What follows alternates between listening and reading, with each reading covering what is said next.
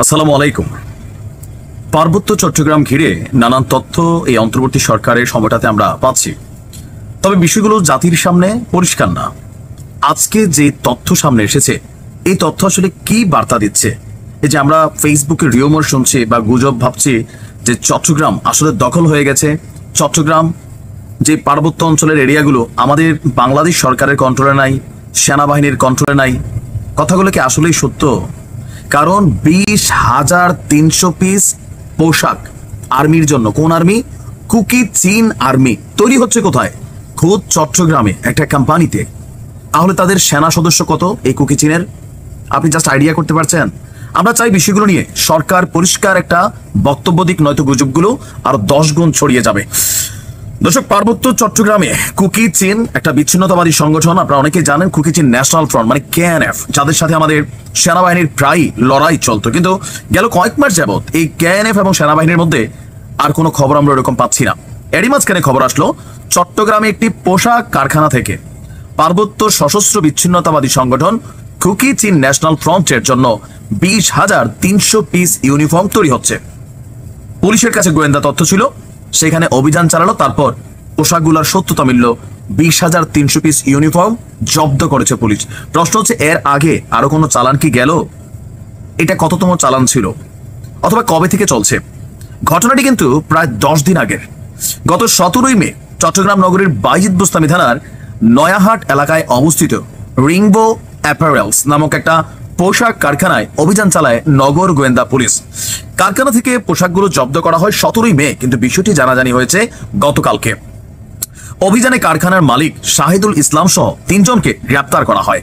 গ্রেপ্তার অপর 2 জন হলেন গোলাম আজম এবং নিয়াজ হায়দার। যদিও চট্টগ্রাম মেট্রোপলিটন পুলিশ তাদের তরফ থেকে আনুষ্ঠানিকভাবে এখনো কোনো বক্তব্য আমি পাইনি, গণমাধ্যমে আসেনি যখন ভিডিওটি রেকর্ড করছি। তবে একাধিক দায়িত্বশীল কর্মকর্তা নাম প্রকাশ না করার শর্তে বিষয়টি নিশ্চিত করেছে যে ঘটনা সত্য। গত 18ই মে বাইজিদ থানায় নগর গোয়েন্দা পুলিশের এসআই ইকবাল হোসেন বাদী হয়ে 4 জনকে আসামি করে একটি মামলা দায়ের করেন। এজাহারে উল্লেখ করা হয়েছে, গত মার্চে গোলাম আজম এবং নিয়াজ হায়দার কেএনএফ সদস্য মংহলাসিন মারমা ওরফে মংয়ের কাছ থেকে প্রায় 2 কোটি টাকার বিনিময়ে ইউনিফর্ম তৈরির এই চুক্তিটি নেন। কেএনএফ সদস্যরাই ইউনিফর্ম তৈরির কাপড় সরবরাহ করে, আর মে মাসে পোশাক হস্তান্তর করার কথা ছিল শেষের দিকে।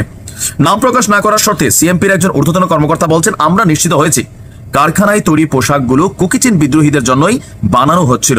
অভিযুক্তরা দীর্ঘদিন ধরে কৌশলে এই কাজ চালিয়ে আসছিল। তদন্তের স্বার্থে এখনই সব প্রকাশ করা হচ্ছে না। এই ঘটনায় কারখানাটির সাম্প্রতিক কার্যক্রম, ব্যাংক লেনদেন এবং সংশ্লিষ্ট যোগাযোগ নেটওয়ার্ক গভীরভাবে খতিয়ে দেখা হচ্ছে বলে জানিয়েছে আইন শৃঙ্খলা বাহিনী। তাহলে পার্বত্য চট্টগ্রামের গভীরে 20,300 পিস পুলিশ জব্দ করছে, আরো কত পিস গেছে? এদের কেএনএফ এর সদস্য সংখ্যা কত আপনি বুঝতে পারছেন? এরা তো পুরো একটা ফৌজ বানাই ফেলতেছে। আপনি এই বিষয়টার গভীরতা বুঝতে পারতেছেন?